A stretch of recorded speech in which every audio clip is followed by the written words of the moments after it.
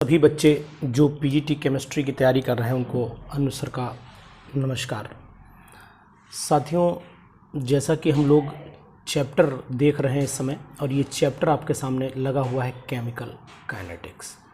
इस chemical kinetics में अगर आप देखेंगे ध्यान से तो ये चैप्टर जो है आपको बता रहा है कि इसमें क्विक रिवीजन की ज़रूरत क्या है। जैसे कि आपने देखा होगा कि चैप्टर तो आपको पूरा पढ़ने को मिल जाएगा, आपने पढ़ा भी होगा, लेकिन इस समय सिर्फ हमारा उद्देश्य है क्विक रिवीजन, यानी फटाक से हमारे सामने सभी फार्मूले आ जाएं, फटाक से हमारे सामने सभी चीज़ें आ जाएं तो हम लोग रिवाइज़ कर लें विद इन सेकेंड। तो ये मेरे पास कुछ नोट्स हैं, उन्हीं नोट्स की फ़ोटो स्टेट है ये, और उसी को मैंने स्कैन करके आपके सामने डाला हुआ है। ये मैंने आपको दिखाया था फ्लास्क ऑफ केमिस्ट्री, जो मैंने अपने खुद की बुक कलेक्ट किए नोट्स बनाए हैं, उन्हीं नोट्स को मैं दे रहा हूँ। मैंने क्विक रिवीजन नोट्स तैयार किए हुए हैं। तो ये क्विक रिवीजन नोट्स क्या है वो आपको दिख रहे होंगे। देखिए, मैं आपको बता देता हूँ कि ये क्विक रिवीजन नोट्स आपकी तैयारी में बहुत मदद करेंगे। तो मैं आपको ये जानकारी दे देता हूँ कि ये क्विक रिवीजन नोट्स कैसे आपकी मदद करने वाले हैं, वो मैं आपको बताऊँ। देखिए, क्या होता है कि जैसे भी हमने यहाँ पर केमिकल काइनेटिक्स बताया कि रेट ऑफ केमिकल रिएक्शन क्या होती है। Rate of reaction is the change in concentration of either reactant और प्रोडक्ट पर यूनिट टाइम। तो यहाँ रेट ऑफ रिएक्शन आपको लिखा हुआ पढ़ा हुआ है आपका, तो माइनस डेल्टा ओ, delta reactant upon delta t लिखा हुआ। डेल्टा प्रोडक्ट भी हो सकता है, लेकिन साइन जो नेगेटिव ये इंडिकेट कर रहा है कि हमने जो है यहाँ पर कंसंट्रेशन रिएक्टेंट की डिक्रीज हो रही है। This is the matter. And next one thing, very important thing, वो आपको बता देता हूँ। इंस्टेंटेनियस रेट ऑफ रिएक्शन आता है, dx ओवर dt लिखा जाता है, इसकी यूनिट मोल पर लीटर होती है, मोल पर लीटर पर सेकंड। वैसे आप बता दें dx is the concentration which represents mole per litre, और नीचे सेकंड है तो सेकंड इनवर्स आता है। इसकी मैंने ट्रिक बताई है, किसी भी अगर ऑर्डर में रिएक्शन है तो उस ऑर्डर के रिएक्शन के आप कैसे फटाक से यूनिट निकाल लेंगे, इसकी ट्रिक मैंने डाल रखी है, उसको देखिएगा, ज़रूर ध्यान से देखिएगा। एक्सप्रेस कैसे करते हैं, वैसे मैं आपको ट्रिक बता देता हूँ एक्सप्रेशन की। जो नंबर ये आगे दिया होता है, जैसे लिखा है, मान लो जैसे कहीं पर सपोज कर लो लिखा है 2a + 3b is equal to d लिखा है, तो जो आगे नंबर होता है ना, ये अपॉन में ले लीजिए, ज़्यादा दिमाग आप ना लगाइए। अपॉन में लेकर के जैसे हम लिखेंगे 1/2 है ना, dA अपॉन क्या ले लिया हमने, dt लिख लिया, इस तरीके से हमने ले लिया। अब इसमें माइनस साइन लगा दिया, ये इंडिकेट कर रहा है कंसंट्रेशन क्या हो रही है, डिक्रीज कर रही है। तो इस तरीके से आप इसको लिख सकते हैं, कोई दिक्कत वाली बात नहीं है, ये बात आप ध्यान में रखिएगा, ठीक है ना। अब नेक्स्ट हम पन्ने पे पहुंच लेते हैं, इसी पे आगे कंटिन्यू कर लेते हैं। ये सब लिखा हुआ है, इसी पे क्वेश्चन बहुत सारे मैंने कराए हैं। अभी आज एक जो वीडियो डाली है practice makes a man perfect वाला जो कंसेप्ट है, उसमें मैंने इसी से रिलेटेड बहुत सारे क्वेश्चंस कलेक्ट किए हैं और डाले हैं आपके लिए।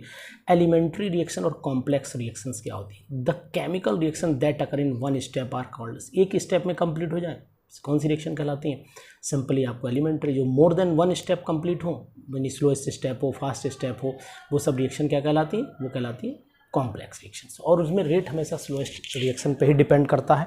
ये आपको भी पता है और मुझे भी पता है, सब पता है आपको, लेकिन बस आपके माइंड में रिवाइज कर रहा हूँ। देखिए क्या है, दौड़ना, जो रनर होता है वो दौड़ता है, कोच का काम होता है मात्र उसको गाइड करना। देखिए, भारत की जब इंडिया की टीम खेलती है तो ऐसा नहीं, इसमें अच्छे अच्छे बैट्समैन हैं, कोहली भी हैं और क्या कहते हैं सचिन तेंदुलकर भी हैं, ये सभी हमारे महान दिग्गज बैट्समैन हैं, लेकिन फिर भी इनके ऊपर एक कोच चाहिए होता है, और वो कोच होता उन्हीं में से ही है कि क्या करता है, मात्र कुछ नहीं करता। उनसे अच्छा बैट्समैन भी नहीं रहा था भाई। जो कोच है वो अपने अनुभव ज़्यादा रखते हैं, बस मात्र उसी को वो मतलब जो है उन पे ऊपर उतारने की कोशिश करते हैं, बैट्समैन को अच्छा कर देते हैं। मैं भी बस मात्र वही काम कर रहा हूँ, मैं भी आप में से एक हूँ, लेकिन आपको बस एक राह दे रहा हूँ, उसी राह में आप लोग आगे बढ़ते रहिए। मॉलिकुलरिटी ऑफ द रिएक्शन क्या होता है, it is defined as the number of the particles, मैंने मॉलिकुलरिटी को बताया, और number of particles that collide, यानी कितने मॉलिक्यूल कोलिजन कर लेते हैं, वही क्या कहलाता है, मॉलिकुलरिटी कहलाता है। कितने मॉलिक्यूल कोलिजन में पार्टिसिपेट कर जाते हैं, तो इस चीज़ का आपको ध्यान रखना पड़ेगा। आप करेक्टरिस्टिक्स हैं,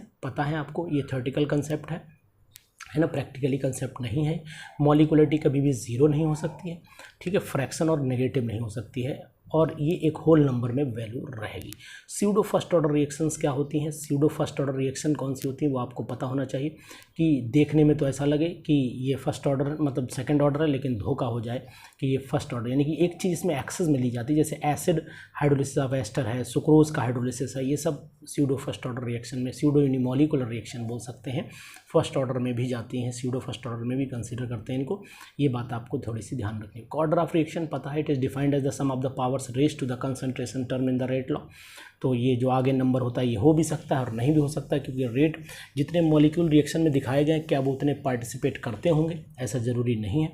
तो ये चीज़ भी ध्यान रखिएगा। करैक्टरिस्टिक्स क्या होती हैं पता है, ये होल नंबर वैल्यू हो भी सकती है, नहीं भी हो सकती है, और फ्रैक्शन में हो सकती है, पॉजिटिव नेगेटिव कुछ भी हो सकती है, ज़ीरो भी हो सकती है, ध्यान रखिएगा, बहुत ही इंपॉर्टेंट पॉइंट है। नेक्स्ट पन्ने पे हम लोग पहुंच लेते हैं, और ये पन्ना आपको मैं दिखा दूं, यहाँ पर थोड़ा सा धुंधला आया लेकिन आपको समझ में आएगा, कोई दिक्कत नहीं। एग्जाम्पल्स हैं बस, और कुछ नहीं इस पेज पर। यानी H2 + Cl2 नीचे HNO2HCl दिखा हुआ है, ये जीरो ऑर्डर, यानी कि अगर इसका रिएक्शन देखें तो रेट इसका ऑर्डर क्या आएगा, जीरो ऑर्डर आएगा। ये जीरो लिखा हो, पेज थोड़ा धुंधला हो गया लिखते समय, लेकिन मैं करेक्ट कर दे रहा हूँ, ये सब जीरो ऑर्डर। तो जीरो ऑर्डर में इतने एग्जाम्पल आप याद कर लीजिएगा, ध्यान से कहीं पर लिख लीजिएगा, क्योंकि कभी कभी क्या होता है वहाँ सोचना विचारना नहीं है, एग्जाम्पल अगर आपको आता है फटाक से आप आंसर मार देंगे तो आपका भला आसानी से हो जाएगा। सेकंड ऑर्डर के एग्जाम्पल भी आपके सामने हैं, आपको वैसे पता भी होंगे, मुझे फर्स्ट ऑर्डर के एग्जाम्पल आपको पता भी होंगे। Rate depends on the concentration of only one reactant is called first order reaction, और फर्स्ट ऑर्डर के एग्जाम्पल भी आपकी नज़र में है। इसी के बाद हम लोग सेकंड ऑर्डर में देख लेते हैं। सेकंड ऑर्डर के एग्जाम्पल भी आपको दिखा रहा हूँ मैं, देख लीजिए, एग्जाम्पल बढ़िया है, मतलब कलेक्शन में आसानी रहेगी। देखिए ये एग्जाम्पल पूछा भी गया है कुछ एग्ज़ाम में, ये वाला एग्जाम्पल मैं आपको बता देता हूँ, ये एग्जाम्पल एग्ज़ाम में पूछा गया है, इस पर इंपॉर्टेंट भी डाल लीजिए। कुछ एग्जाम्पल्स ऐसे हैं जो अक्सर पूछे जाते हैं पेपर में, वो नज़र में रखा करिए। और ये फ्रैक्शन ऑर्डर में सबसे ज़्यादा जो एग्जाम्पल पूछा गया है वो ये वाला पूछा गया, ये वाला पूछा गया और एक ये वाला पूछा गया, तो इसका ध्यान रखिएगा, ये सब फ्रैक्शन ऑर्डर में। नेक्स्ट हम क्वेश्चन देख लेते हैं।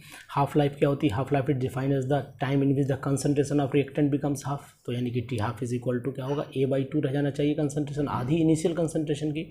अब इसमें अगर हम फर्स्ट ऑर्डर का देखें तो क्या आएगा पता है आपको, फर्स्ट ऑर्डर के लिए आपको पता है, इसमें यूनिट तो आप निकाल ही लेंगे, सिंपल है। फर्स्ट ऑर्डर के लिए क्या था, T½ is equal to 0.693/K आ जाता है, इस तरीके से आ जाएगा। नेक्स्ट हम कंडीशन पे पहुंच लेते हैं, नेक्स्ट पन्ने को देख लेते हैं क्या कह रहा है ये पन्ना, जरा देखते हैं। बहुत ही इंपॉर्टेंट पेज है, मान के चलिए क्वेश्चन आपको ये PGT का दे देगा, important question of PGT examination.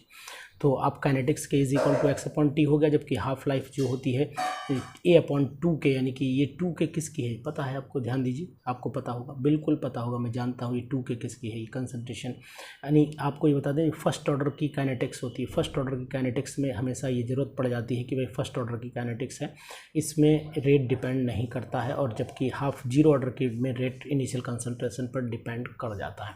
ये चीज़ आपको क्लियर यहाँ से हो रही होगी। Kinetics of zero order reaction में चल रहा है हम लोग, इसीलिए मैंने बोला था आपको पता हो गई है ना, और कोई बात नहीं। तो जीरो ऑर्डर में ये वैल्यू यहाँ पर आ गई, हाफ लाइफ पीरियड ये आ गया और काइनेटिक्स ये आ गई। उसके बाद हम लोग बात कर लेते हैं कि अगर जीरो ऑर्डर का ग्राफ है, रेट कांस्टेंट, इनिशियल कंसंट्रेशन है, concentration of reactant undergoes that, तो ये आपके सामने जो ग्राफ रखा गया है ये सब कौन से ऑर्डर का लगाया हुआ ग्राफ है, आप समझ रहे होंगे, ये जीरो ऑर्डर का ग्राफ लगाया गया है। इसी के नीचे फर्स्ट ऑर्डर का ग्राफ यहाँ पर लगा हुआ है, ये फर्स्ट ऑर्डर का ग्राफ लगा हुआ है। तो इन ग्राफ में से एक ग्राफ आप मान के चलना कि आपके सामने नज़र में ये आएगा, तो मैं इस ग्राफ को भी इम्पोर्टेंट के टर्म में डालूंगा। वेरी वेरी इंपॉर्टेंट ग्राफ देख लेना, जब कंसंट्रेशन ये हो, टाइम हो तो ये आएगा, जब रेट यहाँ दिया हो उसके वर्सेस कंसंट्रेशन हो तो ये आएगा। इस तरीके से ग्राफ देख लीजिएगा ध्यान से, बहुत ही इंपॉर्टेंट है। Kinetics of first order reaction क्या है, फर्स्ट ऑर्डर रिएक्शन की काइनेटिक्स आपको पता है, मैंने पूरा चैप्टर भी पढ़ाया हुआ है केमिकल काइनेटिक्स, वो भी मैं अपलोड कर दूंगा, उसको आप देख सकते हैं। लेकिन यहाँ पर मुझे क्विक रिविज़न की ज़रूरत थी, इसलिए मैंने क्विक रिविज़न को ज़्यादा महत्व दिया है। तो ये आपका फर्स्ट ऑर्डर का हो गया, ये आपका सेकंड ऑर्डर की फार्मूला भी है, इसके ग्राफ भी मैंने दिए हैं। कलेक्शन तो है आपके पास, किताबें तो हैं, लेकिन मैं सिर्फ कलेक्शन आपको प्रोवाइड कर रहा हूँ। तो ये फार्मूले ध्यान रख लीजिएगा, जैसे कि मैं आपको बताऊँ, ये फर्स्ट ऑर्डर का याद कर लीजिएगा, बढ़िया फार्मूला है एकदम टनाटन, और ये आपका याद कर लीजिएगा किसका, सेकंड ऑर्डर का, ठीक है ना। अब इसके बाद हम लोग ये जो काइनेटिक्स है, nth ऑर्डर की काइनेटिक्स, nth ऑर्डर की काइनेटिक्स कैसे निकालते हैं, n is equal to product ले लिया और formula dx/dt is equal to K(a-x) डाल दिया। अब यहाँ पर क्या है, यूनिट क्या निकल के आएगी, मैंने यूनिट की ट्रिक भी बताई है आपको, ध्यान रखिएगा, यूनिट की ट्रिक की वीडियो जरूर देख लीजिएगा, आपको ट्रिक मिल जाएगी। यहाँ इसी तरीके से हाफ लाइफ पीरियड भी निकाल सकते हैं, पावर जो है वो ध्यान रखिएगा nth पावर के लिए चलता रहेगा। ये चाहे x पावर मान लीजिएगा चाहे nth पावर मान लीजिएगा, तो वो कोई एक ही बात है। x से भी आंसर निकलेंगे, nth से भी आंसर निकलेंगे, जो आपके ऊपर डिपेंड। x इसलिए नहीं ले रहे हैं क्योंकि अंदर भी x यूज़ किया गया। नेक्स्ट आपको बता देते हैं पैरेलल कॉम्पीटिंग रिएक्शंस के लिए जो फार्मूला होता है, ये बहुत पूछा जाता है। कॉम्पीटिंग मतलब जैसे कौन पहले चलेगी, कौन आगे, कंपटीशन में कौन आगे निकल जाएगी रिएक्शन, ये आपको मैं बता देता हूँ। ये फार्मूले हैं आपके सामने। ए प्रोडक्ट है और ए रिएक्टेंट है और बी प्रोडक्ट कोई बन रहे हैं, तो ये बी प्रोडक्ट जो बन रहे हैं सी बन रहे हैं, तो इसका रेट कांस्टेंट K1 है, इसका K2 है। तो इस तरीके से दोनों का रेशियो क्या, कॉम्पीटिंग क्या होगी, तो fraction of the yield B क्या होगा, फ्रैक्शन ऑफ यील्ड सी क्या होगी, आपको पता लग चुका होगा। और रिवर्सिबल इरिवर्सिबल रिएक्शंस क्या होती हैं वो आपको अच्छे से पता है। रिवर्सिबल रिएक्शन के लिए आपको क्या निकालना पड़ता है वो भी आपको पता है। फार्मूला आपके सामने मैंने रख दिया है, क्योंकि आप लोग कोई बच्चे नहीं जो मैं आपको पढ़ाऊँ, बस आपको मैं याद दिलाता रहूँ कि भाई ये पढ़ लीजिए, यही काम है मेरा बस। बाकी आप खुद स्टूडेंट हैं, खुद स्कॉलर हैं, मुझे नहीं पढ़ाना है आपको। मैं नहीं कहता मैं आपका टीचर हूँ, मैं सिर्फ मात्र आपको एक सही रास्ते पर गाइड करने का काम कर रहा हूँ, बाकी कुछ नहीं। तो ये हिट एंड ट्रायल मेथड लगा सकते हैं। हिट एंड ट्रायल मेथड में मैं बहुत भरोसा नहीं करता हूँ। ग्राफिकल जो मेथड है उसके लिए फार्मूले डायरेक्ट लगाने पड़ेंगे, वो आपके सामने है। प्लॉट ग्राफ करना है ना, कि कोई किसी का भी ग्राफ प्लॉट कर रहा है, उल्टा बोल गया, ग्राफ प्लॉट करना है, तो आप ये सब कंसीडरेशन कर सकते हैं। देखिए इस तरीके से सेकंड ऑर्डर के लिए ऐसे करना है, थर्ड ऑर्डर के लिए ऐसे करना है, फर्स्ट ऑर्डर के लिए ऐसे करना है, सब हाफ लाइफ ऐसे होगा। और इस तरीके से ये मेथड्स आपके सामने मैंने रख दिए। मेन कंसेप्ट ये वाला जो एक्टिवेशन एनर्जी का कंसेप्ट है भैया, इसको ज़रूर पढ़ लीजिएगा। इस पर भी क्वेश्चन कुछ एग्ज़ाम में पूछा गया है, तो ये इस पे ध्यान दीजिएगा। इसके बाद ये लास्ट पेज आप ध्यान दें साथियों, बहुत ही इंपॉर्टेंट पन्ना है और ये पन्ना आपकी लाइफ को बदल सकता है, ध्यान दीजिएगा।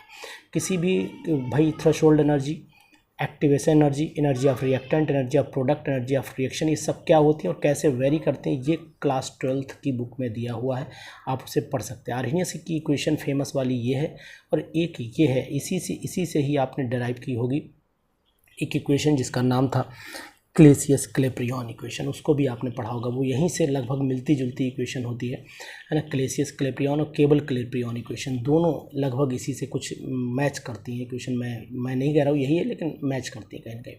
Factors affecting the rate of reaction, factor आपको पता है कि टेम्परेचर होता है, कंसनट्रेशन होती है, कंसनट्रेशन बढ़ाइए, रेट ऑफ रिएक्शन ऑटोमेटिक भाई लड़ाई बढ़ने लगेगी मॉलिक्यूल। जब आप मॉलिक्यूल लड़ेंगे तो आपस में टकराएंगे तो रिएक्शन तो होगी, जब आपस में टक्कर होती है तो भाई साहब रिएक्शन तो होती ही है, तो आप भी जानते हैं। और टेम्परेचर क्या होता है, किसी भी रिएक्शन का रेट आप 10 डिग्री सेल्सियस बढ़ा दिया, रिएक्शन का रेट 2 से 3 गुना हो जाता है, ये आप जानते हैं। ये टेम्परेचर कोफिशिएंट का फार्मूला है। मैं सिर्फ आपको हिंट देता चल रहा हूँ, बाकी और कुछ नहीं कर रहा हूँ। कैटलिस्ट करता है किसी भी रिएक्शन के रेट को बाय डिक्रीजिंग एक्टिवेशन एनर्जी का डिक्रीज करेगा तो पाथ छोटा हो जाएगा और रिएक्शन का रेट फास्ट हो जाएगा। तो इसका मतलब है कि हम लोग यहाँ पर एक चीज़ ये नोट कर लेते हैं कि besides this surface area and exposure to radiation also affect the, यानी कि अगर ये चीज़ें सरफेस एरिया और एक्सपोजर दोनों देखा जाए तो वो भी, जैसे आपने देखा होगा कि बुरादा जल्दी जल जाता है और लकड़ी के लंप्स जल्दी जल जाते हैं, बड़ा लंप जल्दी नहीं जलता, छोटे छोटे टुकड़े जल्दी जल जाते हैं। ये क्या है, सब सरफेस एरिया का इंक्रीजमेंट है। कुछ रिएक्शन रेडिएशन से हो जाती हैं, ये भी आपको पता है। तो ये मैंने कुछ छोटी छोटी जानकारीज आपको दे दी, छोटा सा रिवीजन करा दिया।